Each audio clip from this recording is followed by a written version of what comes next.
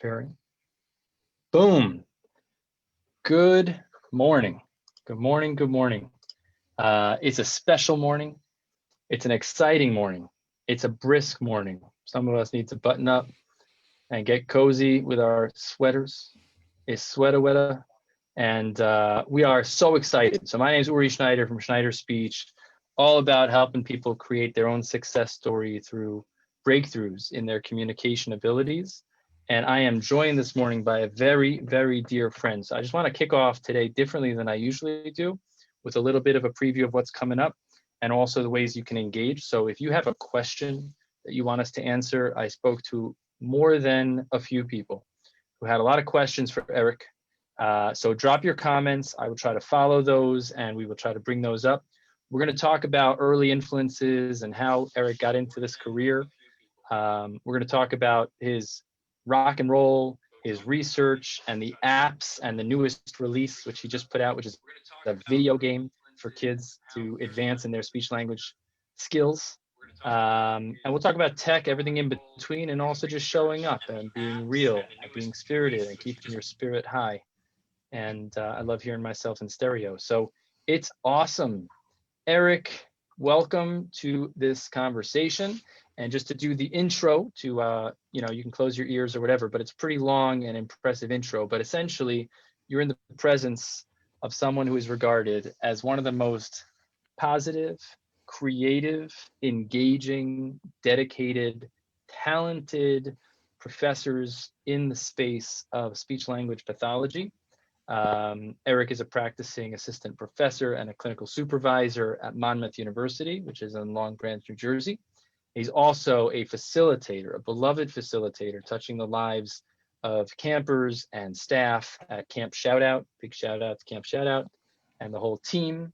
And he regularly travels the world, and now he travels all over Zoom. I wish we could get, miles from the airlines for the travel we do on Zoom. But this guy is very sought after at state conferences and more, and he's the winner of the Creative Child Magazine's 2019 Children's App of the Year. Please give it up. My good friend, technophile, creative, musician, clinician par excellence, Professor Dr. Erik X Raj, the man with the coolest middle initial. My man, it is so great to be here. It's just terrific to be able to connect with you, to connect with the world, because that's what the internet allows us to do. Have great conversations with so many wonderful people. You're one of those wonderful people. And together we're here and we're going to learn from one another. Incredible, incredible. So we got lots of wonderful touch points we can go to. But I just want to share a quick story to kick off, which was comical, because here I got the most technologically advanced guy. The guy creates apps. The guy shows up 45 minutes early for the Zoom call. I love it. And we finally connect and we get on, and both of us, and by the way, Erik is a master on Instagram. I highly encourage you to follow him. It's easy. His handle is the same everywhere, Erik X Raj. And what's amazing is we get on and he couldn't hear me. So I'm talking louder. He still couldn't hear me. And he says, "No, man, I think it's you." And I'm like, "You sure about that? Like, I don't think it's me. I see the little signal on the bottom left tells me it's not me." He's like, "No, I think it's you, because I got this really cool microphone, and then I got the ear." I said, "I don't know." So he said, "No, it's you. It's you." And then of course we figured out that the computer was pulling sound and also speaker through his microphone. But it reminds me of a story. It's a great story. It's all about speech therapy. It's all about stuttering. It's all about life. And it's about acceptance and knowing what you can move. So it's the story of the lighthouse. You know the lighthouse story? Here we go. My head. Yeah, shoot it my way. So it's an incredible lesson. I included it in our Transcending Stuttering Academy series. And it goes like this. There's a USS warship, nuclear powered warship, and they're sailing through the ocean. And the guy who looks out to see where they're going, he sees that they're on a collision course with another something in the ocean. So he goes down to the captain of the ship and he says, "Captain, we're on a collision course with an unidentified object." And the captain says, "Will you tell them they need to change their course 15 degrees? Gets on the radio. He says, "This is the USS Johnson. You need to change your course 15 degrees. And the message comes back, "No, you change your course 15 degrees. So he goes back to the captain. He says, Captain, they told us to change our course. Captain says, you tell them we are a nuclear powered ship, part of the US fleet, the USS Johnson, and they need to change their course. And if they don't, message comes back, no, you change your course, 15 degrees. Getting hot. Goes back to the captain. Captain says, you tell them that I'm sitting on the launch pad controls, and if they do not change their course in 15 degrees right now, we will launch and we will fire and obliterate them. A message comes back, no, you change your course 15 degrees. We are a lighthouse. Wow. How often are we trying to influence things because we think they're movable? We think the kid could do better. We think our spouse could do better. We think teachers should do better. All kinds of technology should do better. And sometimes we're pushing against something that's not an open variable. And the flip side is true. Sometimes we think of things as closed variables. I couldn't possibly change my diet. I couldn't possibly learn that new skill. I couldn't possibly spend 10 minutes with my kid every day. I couldn't possibly use video games and speech therapy. We think sometimes and assume that things that are actually open variables are immovable. And other times we think that things that are movable, they're actually not movable. And it gets us into a lot of trouble. So in your case, we had that funny thing where you were convinced it was my sound system. But until you tried fiddling with yours, we wouldn't have solved the problem. And so I think problem solving, which I get a lot from Kristen Camella, a shared friend and mentor of ours, is about, looking for the open variables, looking for the possibilities, looking for the options. And in every challenge, there's an opportunity to look at it with fresh eyes. Mm-hmm. And sometimes that happens with friends or colleagues. So that's the lighthouse story. You can use it. I love that. And it really just reminds all of us to just come into all interactions with open arms. Because sometimes, whether it's conscious or subconscious, we have closed arms, and closed arms are kind of really shielding us from the possibility of discovering something new, or maybe seeing something different.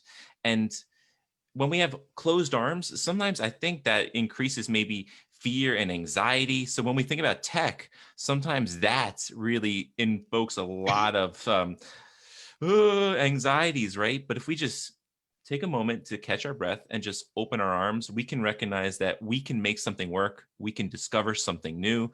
So that's exactly what you and I did in that first version of where I was saying, Uri, come on, man. I was like, hold on. And I noticed the button. I'm like, oof, now I know for next time. And now I'm just that much more aware. Totally.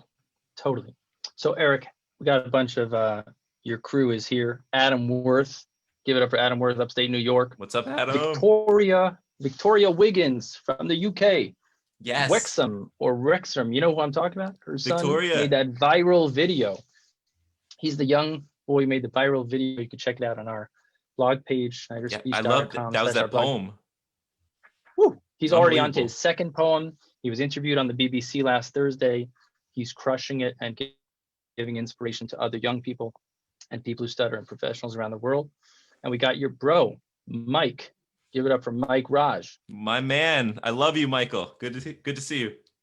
So your shares, your comments, your questions will help us spread Erik's love and message to more and more people who need to hear it. So please do that throughout. How did you come to the field? How did you find stuttering as a particular interest? And whatever backstory we don't know that you'd like to share. Because I think we all arrive and interact in the moment. Mm-hmm. And all of us come with a collection of stories and experiences that influence and shape how we come to that moment. And to this moment, I don't know where you've been and how you got to this moment. So if you could share what you'd like, that'd be awesome. Absolutely. So I guess if I really think hard about like who I am, I would consider myself to be a artist, a creator, but I think most importantly, I consider myself a listener, right? And I think I have a great ability to kind of hear the words and the songs and the sounds around me. And when I hear those words and the songs and the sounds, I can catch the rhythm. And that's the rhythm that makes me pumped to be alive. And that's the rhythm that makes me pumped to connect with others. Because when we connect with others, in my opinion, we're really sharing our own stories, we're sharing our own songs, and we're making new music, right?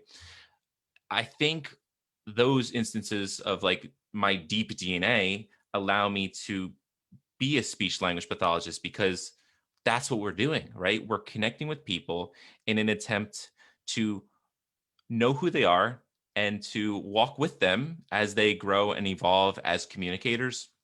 So as a speech language pathologist, I view music as a really nice foundation to things that I kind of do in my work.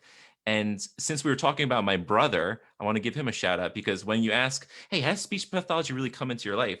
My brother was really one of the first people to tell me, I think you'd be a good speech language pathologist. So he's a little bit older than me, and he started off his career as a school psychologist. He has since evolved, and now he's a building principal at an elementary school. And he was that first person to really start to say, I think this might be where you might want to consider going. So it was a combination of that wonderful guidance from someone trusted, paired with a lot of miscellaneous life experiences, right? So bringing this back to music, in the work that I've done in my bands and in my musical performances, I've come across a lot of musicians that just so happen to be people who stutter. And I've had great conversations with these individuals. I mean, when I'm a seventh grader, eighth grader, ninth grader, 10th grader, and I found that unique communication difference to be something that I want to know more about. So I remember in it was eighth grade, I had to do an open-ended essay as an eighth grader, and I needed to write like the opening, the body, the conclusion. And I remember going on, this is like 1997, so Google wasn't even a thing yet, because Google was born in 1998, if I remember correctly. So 1997, I'm using askjeeves.com, which is one of the first search engines, and I'm typing in stuttering because I found that to be so interesting, and I wanted to write an essay about stuttering. And I think back to those moments, and then I kind of fast forward all of these years, and now here I am. I have the pleasure and the honor to work together with people who stutter as a speech language pathologist. So all of these things, when you look back in retrospect, they are the connection points that really got us to where we are. And now here I am. I'm doing my thing. I'm communicating with you, another wonderful friend and colleague, and we're connecting with the world. Listen to this guy. You start to notice he doesn't talk like your old school, typical stereotypical professor type, which is, I find, so refreshing. And to me, it's refreshingly young and contemporary, but it's also refreshingly bold and courageous to not really feel like you have to kowtow into the persona or the way that you think it has to be done. So someone added a comment asking, can you tell us more about your own communication style? And what are you mindful of or hope you sound like? And I think that's a great question. I'm happy to answer it too. But I think for you, Erik, I really admire that, both in your written style, maybe it's because you're a lyricist, but also in your spoken word. You have such an eloquent way, an informal way, and a really hip way of saying things with great profundity and professionalism, even though it's really informal. And can you just riff on that?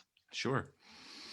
I think what I like to do as a clinician is I like to remind all of my clients that they have a voice, and their voice is able to share such great things about themselves, about their experiences, about the ways that they view the world, right? And I think it's important for me to remind that to my clients, because sometimes my clients view their voice as something that can't do those things. If we take it back to a very simple level, sometimes my younger clients, they view their voice as something that is not fun and as something that is anything but something that can change the world, right? So with all of that in mind, I think it's important for us as humans to remind other humans that our voices carry weight. And when we make the choice to let our voice be heard, it is a true gift that we're giving to everyone around us, because presumably we have some great ideas that someone out there is looking for. And I think it's important for some of our clients to know that, because we can perhaps help them to reorganize some of the stories that they have in their mind. Because they might think, you know what? I'm not good at this, whatever that means. Or that one time I messed up, whatever that means. Therefore, I don't want to take this chance right now. Taking chances is a real part of life. And if we can do that in a systematic way where we take a small chance today, we take a small chance the next day, small chance the day after, when we look back, those are some big, big developments that we've done, right? So to remind ourselves that our voice is and can be a source of fun, and to never try to be someone else, be who you are, because the world needs you. So I kind of embody that, I think, as a communicator. I realize that my name is Erik Raj. There's no other Erik Rajes out there. So let's just do me, because that's all I know. And if I try to do something else, I'm going to start to kind of trip up and I'm going to kind of lose sight, right? Because I'm not being who I am. So in a nutshell, that's kind of how I view like myself as a communicator. And I try to infuse that into the communication coaching, if you will, that I have the pleasure of doing with some of the great people I work with. In the spirit of a creative, I'll share one of the most influential literary works in my life isn't Moby Dick, but it's Oh, the Places You'll Go by Dr. Seuss.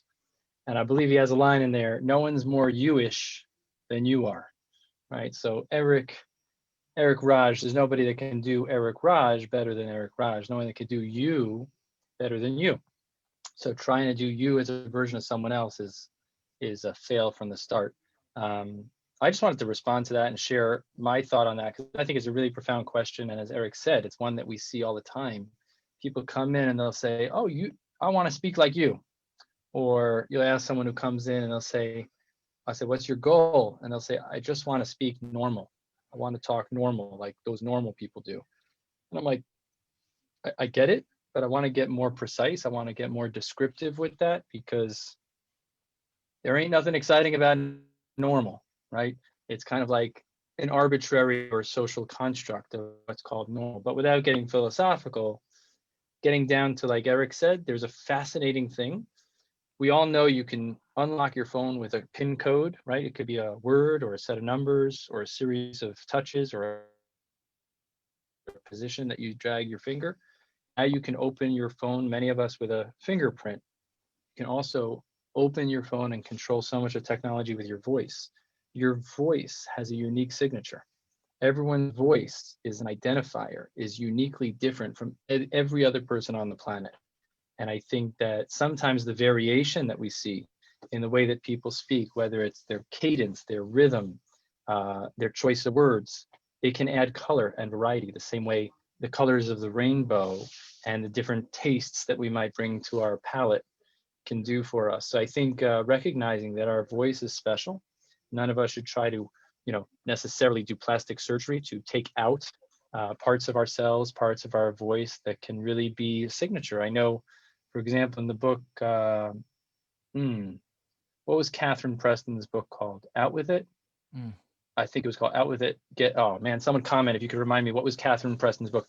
But she says in the beginning, she went on a world tour looking for answers, how to deal with her stuttering, how to fix her stutter. And through her world journey through the UK, through the US, she wrote an amazing book. I think it's called Out With It. And she said that by the end, as a writer and as a speaker and in networking, her stutter became a signature. It became like something memorable that people remembered her. She stood out in that way. She wasn't just another human being in the crowd. Oh yeah, that amazing woman. Yeah, she like has those little repetitions in her words. She is incredible, And so it became a sort of like brand in a way. But so you could take anything and turn it into an asset. But to answer the question, I think we all need to learn enough flexibility so that we can at times dress it up and at times dress it down. My dad has this great idea, Dr. Phil Schneider, my father, mentor, guru, legend, kicking it and leading, inspiring at Schneider's speech all the time. He says, sometimes people want to know how to dress up formally for a wedding, for an event, for a holiday. But other times, kids and adults should be able to just kind of let their hair down, be hanging out and lounging in their pajamas. And if that means their speech isn't their formal, practiced, skill-driven speech, but it's their comfortable, natural, default self, there's got to be room for that. The same way none of us would want to be dressed up formally all the time. So I think for parents and for people who are working on things, I think that's an interesting one. But that was an awesome question. Anything you wanted to add to that, Eric? That was a great question. Yeah, I really appreciate that thoughtful question. Amazing. So what would you say, Eric, your journey of kind of goes with this? How did you weave together your creative side, like your brother identified that this might be a good path for you? In what ways, deliberately or in hindsight, have you integrated as opposed to kind of like shut down, certain parts, certain interests, certain passions? How have you brought that together as a professor, as a professional? Sure. I think what I really appreciate is getting a chance to know all of my students and my clients, right? So from a practicing clinician point of view, I work together with, these fourth graders, fifth graders, sixth graders, and I get to know really what makes them tick. Who are they? And when I say who are they, some of them are musicians, right? Some of them play musical instruments for their school band. Who are they? Some of them really enjoy skateboarding, right? And a funny thing is, when you work together with so many wonderful children, you start to see little bits of yourself in them, right? So anytime that a child shares with me that, oh, you know what, I love music, I'm in the band, I play clarinet, I will say to myself, you know what, I've never played clarinet, but let me share with you, I have a guitar. Sometimes I play the guitar. So, back when we could do face-to-face therapy, it wasn't uncommon for me to like bust out a guitar and ask the child to bring the clarinet to speech. And we would try to kind of infuse that. And to answer your question, like, how does that kind of come to be? I thank the professionals around me that allowed that to happen.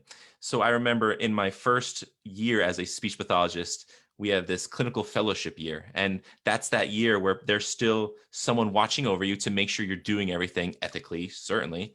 And I remember lovingly, the person that was my clinical fellowship supervisor, she would see instances of that and she'd say, good, go with it. Keep doing that. You connected with that child. Keep doing that. There are like hoverboard things that are very popular right now. I don't get on top of them, but they seem to be very prevalent in the middle school, high school, like arena, right? So because I'm getting a chance to know my client, so recently, this is a little bit before the pandemic, but I said, bring that thing in. Bring that thing in. Let's talk about it because they're excited to be talking, right? And all these goals and objectives that we have, sure, we can infuse that in so many different ways. We don't have to do drill, drill, drill. There's a time and a place for drill, of course, but there's a time and a place for just talking. So the person brought in this cool hoverboard thing and I'm talking about it and we're talking and we're thinking about different ways of maybe modifying our communication if we want to. But all the while he's standing on top of this cool thing. And I'm like, oh my God, how are you standing on that? And then, the child said to me, Mr. Eric, you want to try? And in that moment, I'm like, no. But then I said to myself, I need to, because what I do as a clinician all the time is I ask my children to show up and be the best versions of themselves. I do that all the time. And sometimes when I ask children to use their voice, I'm kind of putting a spotlight on them, and that can be hard, right? So here's a child saying to me, Mr. Eric, jump on top of this.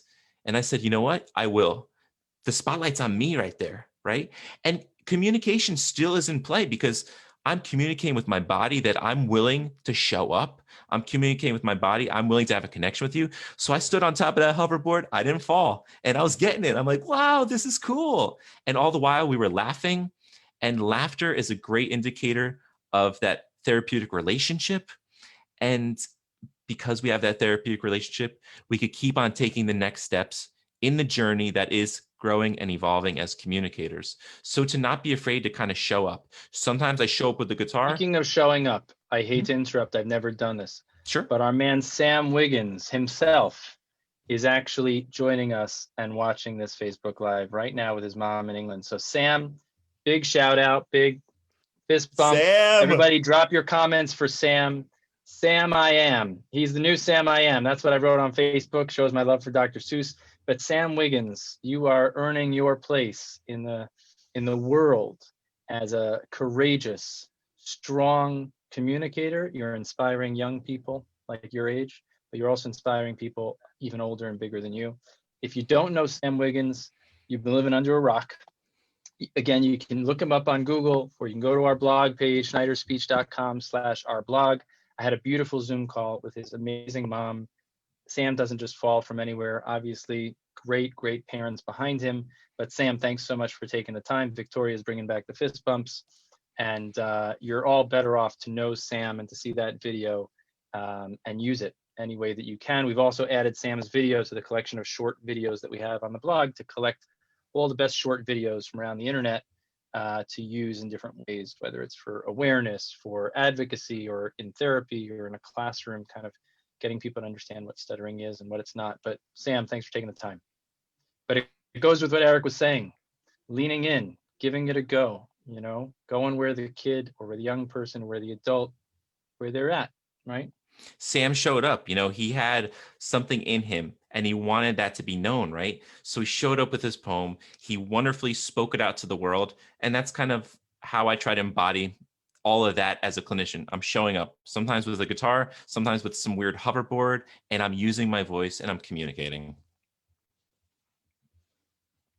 Absolutely amazing. You know, in the previous, actually I had an interview, someone interviewed me, it'll be coming out soon. And he asked me, how do you get information out of the reluctant 10, 11-year-old? And I would just say, unlike some clandestine, you know, entity, we have our ways. No, you be quiet, you be curious, you know, wherever they're at. If hoverboards are where they're at, you go home and you learn all about hoverboards. If it's some TV show or sport or video game, get interested, lean in, get in there. And I think that's where Erik and I would suggest the most professional thing to do is not to be so removed, so distant, and so stuck in the nomenclature and the literature and the language that is so detached from the world of the person that you're serving. You need to be well-versed and steeped in literature, and that's where you're grounded. But when you're working with people, you're working with them where they're at in their real life.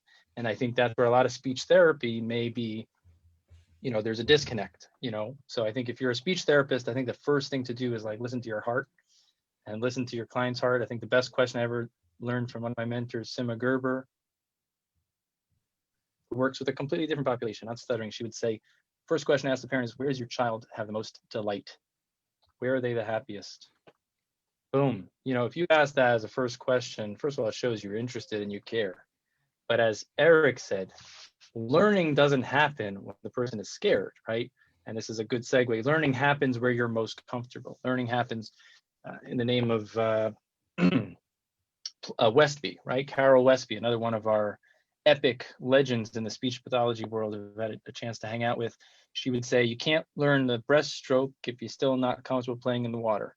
You got to be comfortable playing in the water. When you're comfortable, then you're ready to learn. But till you're comfortable, you're not going to learn a darn thing. So it's another thought for parents, for teachers, for therapists. We need to make people, whether they're young people or they're older people, they've got to feel safe. They've got to feel comfortable. And that's not touchy-feely. That's like clinical excellence 101. And if I could add to that, I feel that when we come at our clients in a very inquisitive and honest, wanting way to know more about them and their experiences, it really helps them to see that they have valid information they can share with us. Because too often, when you think of the speech language pathologist, it's sometimes viewed as like, oh, they have all the answers and I'm coming to them in hopes of getting all the answers, right? So there's that aspect of like, they're here and like, I'm here. But Uri, people like you and I, we don't see that type of disconnect. We see how, okay, clinicians here, clients here. Sure, I have some knowledge as it relates to the book stuff, right? But guess what? They have some knowledge as it relates to the real life, real experience stuff. And some of that might be, from a stuttering point of view, experiences related to communication difficulties, but also it might be experiencing their favorite YouTube performer, you know, learning about their favorite person they follow on TikTok. I mean, I want to know about all those things because at the end of the day, that's the delight. that you were just talking about, those are the things that bring them delight. And if I can learn about that and infuse that in the work I do, it's helping me to be a better person of service, but it's also helping all of us recognize how we all have something great to bring to the table.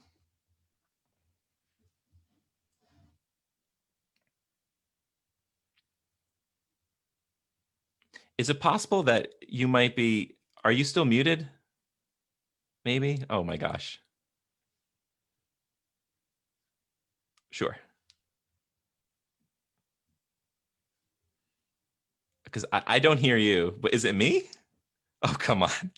I didn't change anything, but I will absolutely look at my my speaker. So I have external headphones right now, and I have the microphone here. Hey, drop a line in the comments. Is it me or is it him?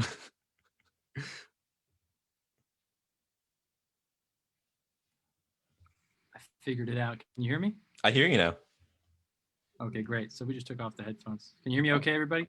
Just give me a thumbs up on the video if you feel like you can hear okay. Otherwise, I'll get closer to the mic. What I wanted to say was, hopefully we've established, Erik and I, we love humans. We love human connection of all types, of all sorts. And at the same time, someone asked, and I did want to get to this, Erik's been crushing it with apps and using technology in and as a platform for enhancing communication skills and abilities. And now all of us, right, are living with this COVID, screen existence where I'm sitting in one geographic location and Erik and I may be rocking it and connecting, but there's no doubt this is not the same as sitting in the same room. It's good. It's good. It's gotten better. But people are asking in the live on the comments, and Erik, I think you have a lot of insight on this. We're looking at, we've been doing Zoom before COVID, before 2020, we did 20% of the meetings we did using Zoom. It meant that adults didn't have to leave the office. It meant that moms and dads could have an appointment to figure out how to best help their kids during their lunch hour. It meant that kids that didn't feel well or traffic was going to make it an hour each way, they could stay at home and Zoom in. So we were doing this. Now we just ramped up basically to 100%. We're reopening carefully, but we're going to be living, I think, with this for a bit. I think there's a lot of challenge, but also a lot of opportunity. On our end, the Transcending Stuttering Academy is an idea to make an online video course for people to have a self-guided journey or to complement speech therapy. But you're deeply embedded in apps and now this new video game platform. What are your thoughts about, COVID, a turning point in civilization, I guess, but how we can adapt in helpful ways and overcome what seem to be and feel very often like insurmountable challenges? Mm-hmm. The first thing that comes to my mind when we start talking about this subject is the fact that I feel like we sit too much, right? And I get it. I mean, you and I were both sitting right now because we're in front of our screen, right? But really what I've been thinking about a lot recently is this idea of, do we necessarily need to be sitting as much as we do when we do teletherapy experiences, right? And I feel like I want to dig deeper into that. I know, of course, the basics of like, a body in motion is a mind in motion, right? So I want to be intentional over the next couple of months with having a setup that allows me to kind of be standing up and to perhaps use my body in a way that allows there to be a little bit more excitement. And then at the same time, I want to encourage that whenever it's appropriate to some of my students and clients, right? So if we're doing teletherapy and they're on the other side, it's one thing for us to say, oh, let's have a conversation about a dog. Tell me about the descriptors of the dog. Give me the sentences. But maybe for some students, we could say, hey, let's stand up and let's act like a dog right now. Let's make our voices in a playful way where we can do some barking. Let's maybe move our body in a way that would kind of mimic a dog running. And again, everything is age appropriate, right? So I'm thinking about a child of a certain age where that would make sense. But the overall theme perhaps is, do we need to be sitting? And are there opportunities where we can actually step away from the seat and stand up? Because in real life, I would bet that we're not sitting as much. My clients, back in the day, they used to go walking around. They're going to the malls with their friends. Of course, it looks different now, but it doesn't mean we shouldn't still be thinking about the power of mobility and the gross motor aspect. So I'm really thinking about that as I'm just evolving my thoughts as it relates to this technology. And then is there technology perhaps that can be designed that maybe allows that to happen? Maybe, perhaps there are. Eric, are you familiar with John Rady? Dr. John Rady wrote what's considered the Bible on ADD, Delivered from Distraction, Driven to Distraction, all those books. So I highly recommend those books. Delivered from Distraction is the most recent one. It's co-authored by Ed Hallowell and John Rady. John Rady's next book was called Spark, and it was all about movement and the brain. And there were some fascinating studies. I believe it was in Detroit, if I'm not mistaken, an inner city school that did not have very good outcomes on STEM, testing, standardized testing of math and science. And they changed nothing in the curriculum, nothing in the funding. They just changed phys ed. And what they did was, instead of learning how to throw a spiral, instead of learning the technique of catching a baseball, they switched it to aerobic activity. So running sprints and laps around the gym. And then they realized, well, the kids that were naturally more fit were having a pretty easy time and coming in first. And the kids that were less fit were coming in not first place. And they realized that's probably not the best idea. What if we hook them up with heart rate monitors? And instead of it being who came in first place, it was who was working the hardest, who put in the most effort, who got their heart pumping in a way that was consistently a percentage higher, a zone higher than their average. And what happened was remarkable. The standardized test scores went up. Isolating for that one variable, aerobic activity. They also looked at the classes where kids were in class prior to a phys ed activity, and they looked at the scores, and also discipline went down and scores went up. So, discipline at the principal's office went down. So behavioral issues were helped by more aerobic activity, and academic performance as a whole went up. So I think, you're not, again, it's not touchy-feely stuff, but when you're sitting sedentary, besides the other health risks, and this applies to us as professionals too, doesn't it? Movement is so important. And I gave a shout out. I taught at a school for kids with all kinds of amazing abilities and other scattered profiles. So they were really, stock market wizards, chess wizards, but dyslexic. They were amazing performers of music and arts, but socially they weren't the smoothest operators. And in those classes, I used the work of a good friend, Nikki Krause out of Colorado. She made a set of DVDs back in the day when DVDs were a thing. Behind the desk aerobic activity. So I want you to connect with her, because you could do this on a Zoom call where you can keep a sense of control, have the person stand up in their space, do 5-10 seconds of some kind of jumping activity, jumping jacks, whatever, and then bring them back in, or do the whole session moving. So that's a really, I think there are some people that have laid some good foundation for you to really roll that out. What about technology and interactive technology, things like video games? Can you tell us a little bit about where you've been evolving from the first apps that you put out, what's come out, what you're really excited about having put out, and now the newest video games? Can you tell us a little bit about that process? Yeah, so I was lucky enough to be an early adopter of the iPad. And if I'm remembering correctly, I think it was like 2010 was when that first generation iPad came out. So yeah, I got that first iPad. Do you remember the buzz about what a bad name it was? Like they could have had the iPhone and the iThis, and anyone that was alive then remembers it was a marketing blunder, but they got past it, as Apple seems to do. Yeah. So I remember, speaking of those past recollections, I remember like an overwhelming majority, at least from like my space that I followed, was talking about the iPad. Like, what a waste. Why do we need this big thing? It's a big phone. And there was all these funny memes back there of people putting the iPad to their face, like, hello, are you there? I'm on the phone. So isn't it silly how we as a society potentially viewed something at one point, right? And now it is a whole different thing, right? So I started creating a bunch of apps in 2010, 2011, 2012, right? And I think those beginning apps were very one-sided. And when I say one-sided, it was kind of like, you're kind of like pressing something and you're getting some auditory feedback. And that's fine. I mean, it does a great job because there's a place for all of those things.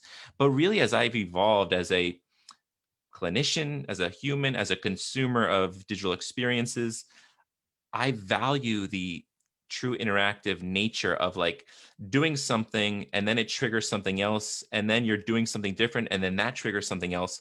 So it kind of goes away from that whole one-sided linear experience and then it turns more into a dual tri-sided experience with everything but linear. It can go in any direction, right? So when I think about that description, to me that perfectly defines video games. Video games are a great narrative driven experience for the most part, and you start off as a character and then you're evolving the character through some sort of journey. And as a clinician, I see so much benefit in video games because you can make so many great parallels to the work that they're doing as a communicator to the work that they're doing with the actual character in the video game, right? So I guess this is being very overgeneralized, but I will say this. There are three main components to a video game. There's a character, there would be, I guess, an environment and an objective, right? So that makes sense with the world of therapy, right? Because there's a character who's our client living within an environment, and there's a certain objective that they're attempting to kind of grow into or evolve towards, right? So when I work together with children who stutter, right, they might play a video game and there's a barrier that's blocking them and they need to maybe do something to get through the barrier. I can then say, that's interesting because that video game experience might be similar to some of what you've talked to me about. So sometimes you've mentioned that there's a bit of a block, right? And what do you need to do to kind of keep moving forward as a communicator? So we start talking about the video game experience, but then we can evolve and talk about the communication experience. And then we go back and forth, back and forth. All the while, we're talking and we're perhaps discovering and learning some new things while having fun. So that's what video games have allowed me to see. And I want to really continue to dig deep into that as I've, just growing as a clinician. Wow.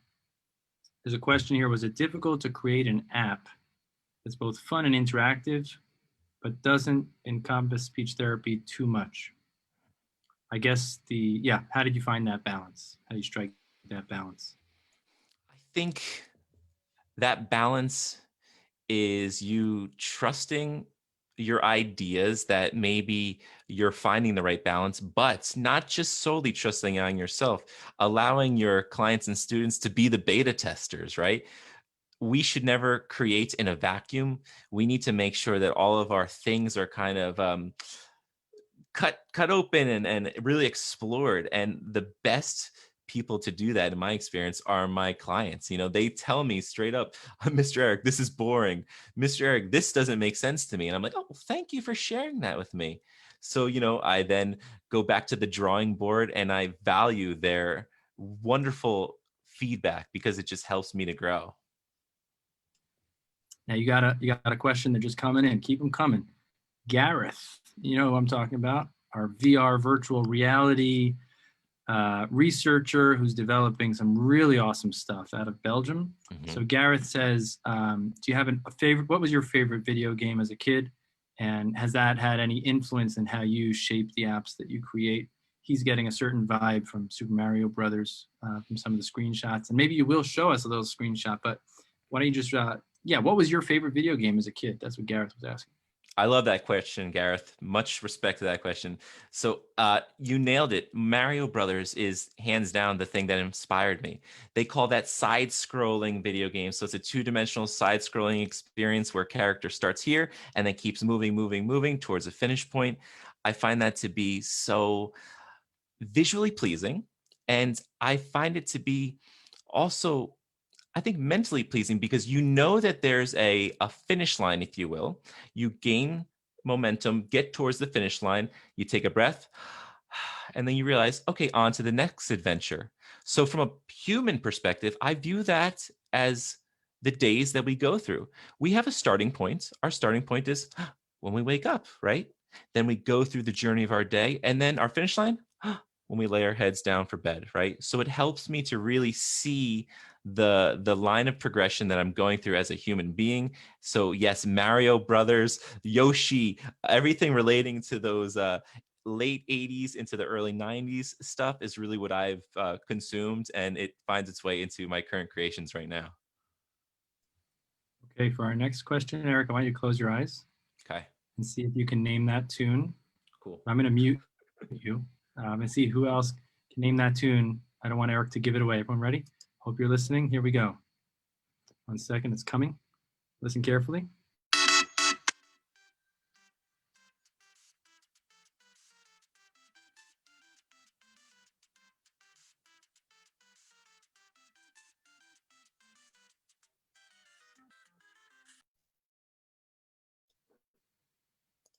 Is that awesome or what?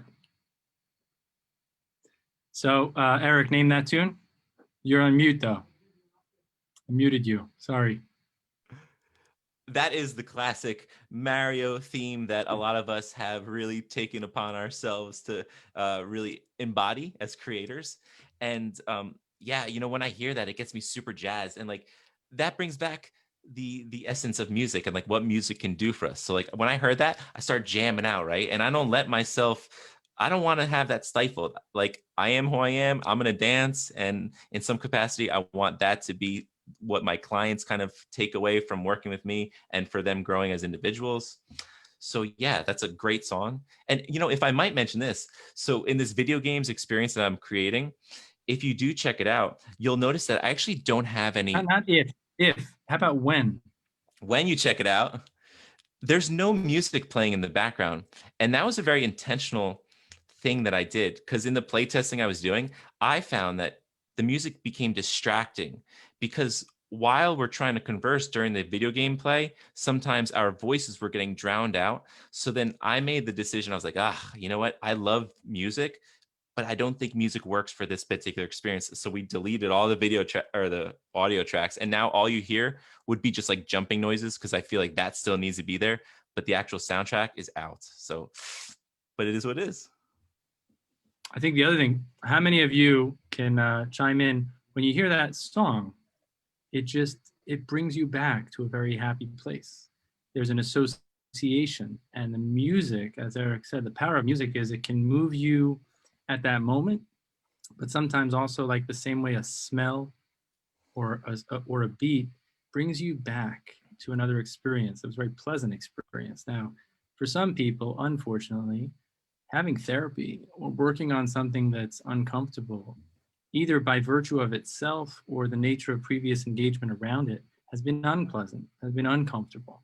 So I think eliciting comfortable experiences, familiar sounds and sensations, whether it's a favorite snack, and frankly, if you do it on Zoom, like have the parent provide the kid the snack, the favorite snack. Like people shouldn't be punished or tortured by sitting on Zoom on these therapy appointments. It should be made as pleasant as possible, as multisensory as possible. And there are ways to enrich the experience and add dimensionality. Music is another one, right? You could do a name your favorite tune and like come up, make a playlist with the kid. Or these are things that can be done collaboratively, even across the distance of the screen. So there's so much we can do to really enhance, enrich, and add dimensionality to these face-to-face encounters. But for me, I think music, one of the things it does is it brings you back to the very nostalgic experiences in a very powerful way. And it also opens you up. You know, you let your guard down. When you were talking about the video games, I was thinking, Eric, one of my favorite podcasts these days is called Story Brand. And it's a business podcast, but what it's talking about is having clarity in what it is that we're doing, which is something I know you're very, keen on, but also making sure that the person you are serving, they are the hero. It's not about me. It's not about you. It's about them. So when you talk about the character in the video game, I wonder if another part of the power of that is that the person might not be ready to jump on top of a sewer or, squash those other bad guys, jump on top of a turtle. But through the character of the video game, they get to play out that inner hero that's waiting to, break out. And so that third person opportunity to be brave and courageous in a way that's less risky is a chance for the timid child maybe to be a little bit brave. And then you could maybe bring that a little bit and toe into that a little bit in real life.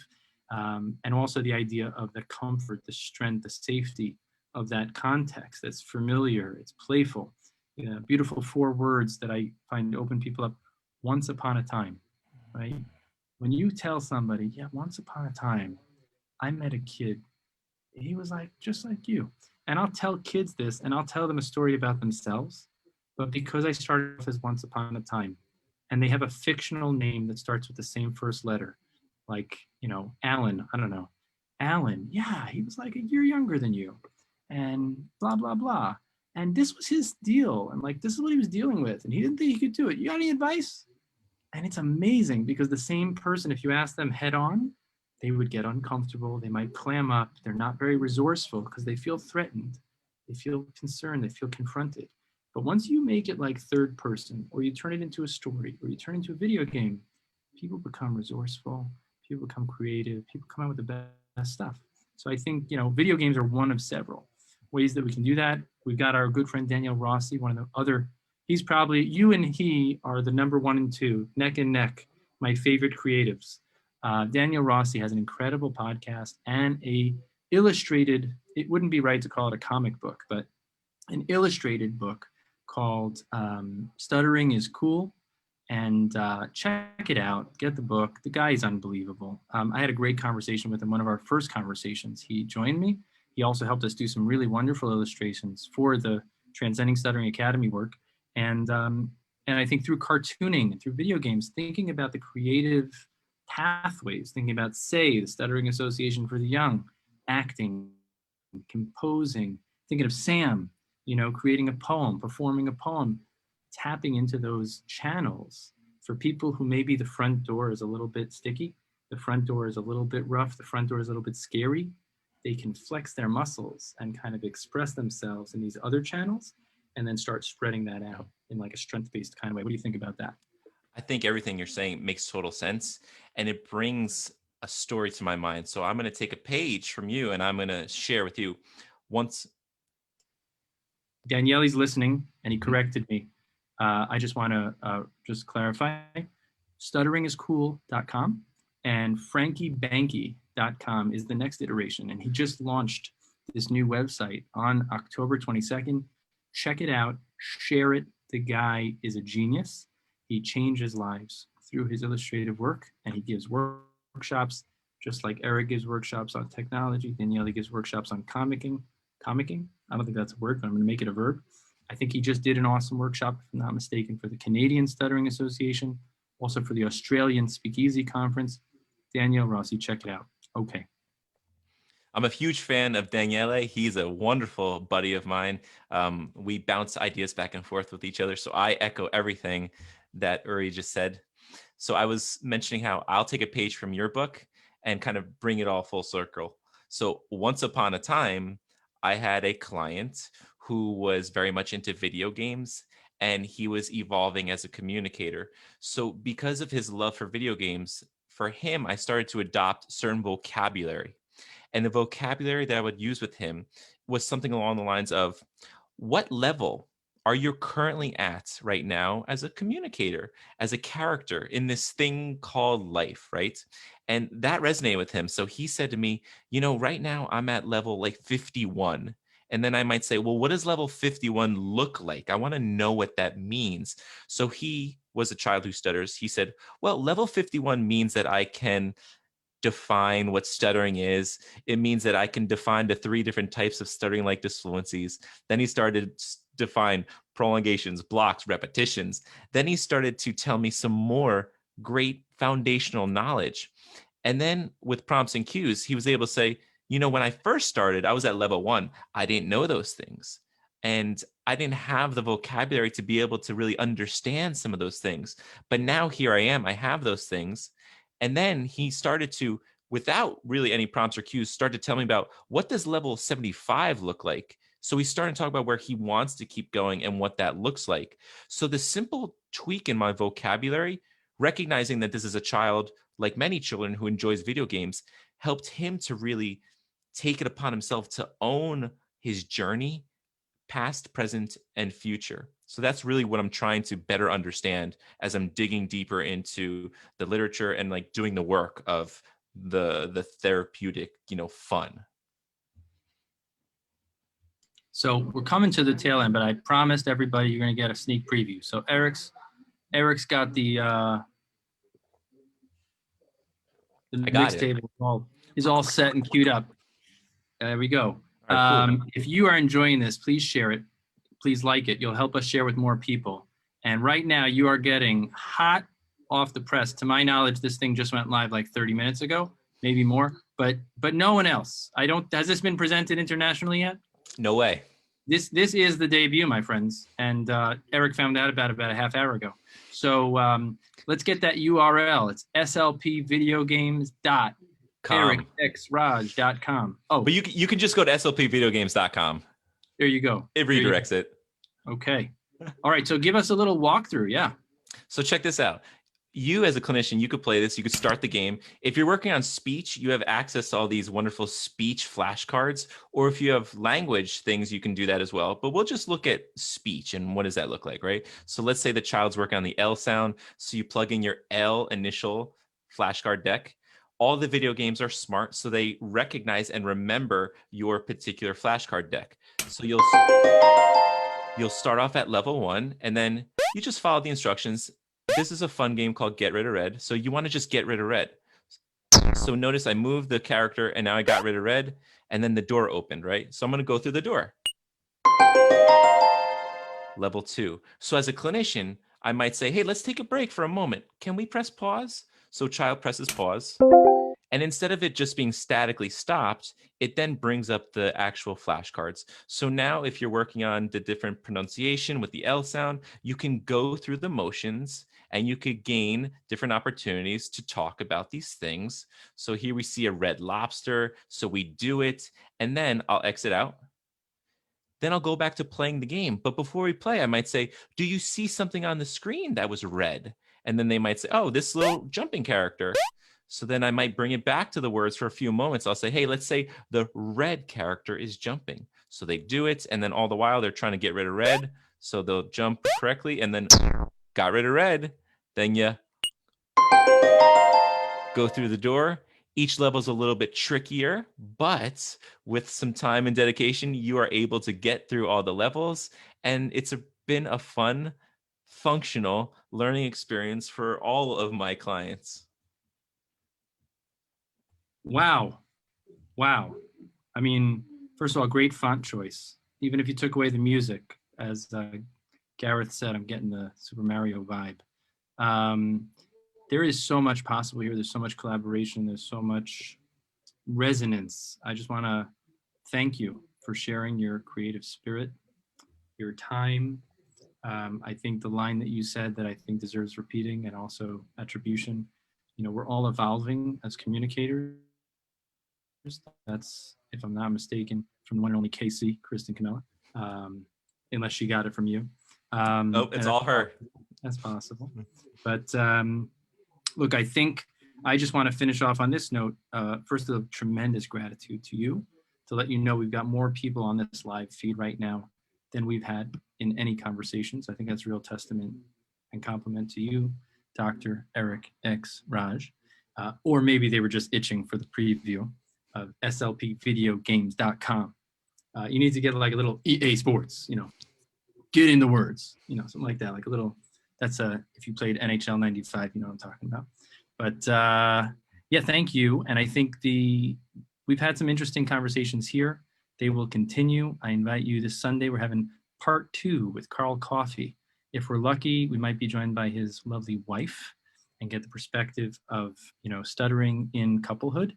But lots of great conversations. I'm going to do a quick screen share to show you what has evolved over here so that you can see where to find Erik's next big thing. So at schneiderspeech.com/our blog, this is a collection of playbacks of all the conversations we've had.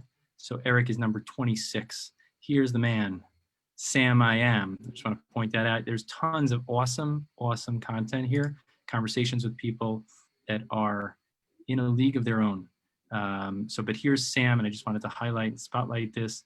Here's his video, and I'm just going to play it for a moment, and I'm going to let you come here and see it later. But here's his amazing picture, his shining face, and his beautiful poem, which you can borrow from. So I'm just going to play this through. Give me 1 second here, and then we'll take it home. And Erik, if you have any closing words, but I'll just play a little bit of Sam's poem, and then we will take it home with any wisdom that you want to share. So are we sharing the whole screen? That was not my intention. Here we go. and boom. I have a stammer. I have a stammer. It's a part of me. My words can get stuck and they don't flow free. It doesn't Come to the end. you, and that is the key. I have a stammer. It's what makes me me. I have a stammer. It's what makes me me. Just brings me back to where we started. We talked about, your voice is your signature, right? And so at once we want people to feel whole just as they are. And at the same time, for everyone to know and to believe you can always get stronger, more courageous, and expand your comfort zone, expand your courage, expand your love of self and of others, of connection with self and with others. And along the way, learn new skills that once might be difficult can become easy. And in doing so, just be all you can be, So I'll kick it off to you, Eric, to bring us home. We have voices and we need to keep on talking. Our voices are truly gifts, and to not use your voice is a disservice to those around you. So let's give everyone the best gift possible, and let's just keep on using our voices and keep moving forward. Keep talking. Thank you all. I'm going to end this Facebook Live here, but you can help us by sharing these words from Eric, and share them close, share them near, share them far. And comments are welcome. Where can people contact you, Eric, if they want to connect? What's the best way to reach you? ErikXRaj.com. Erik X Raj. Whatever you need, you just look up Erik X Raj. It's all there. Thanks so much, Eric. Really appreciate it. Wish everybody an awesome day and a great weekend.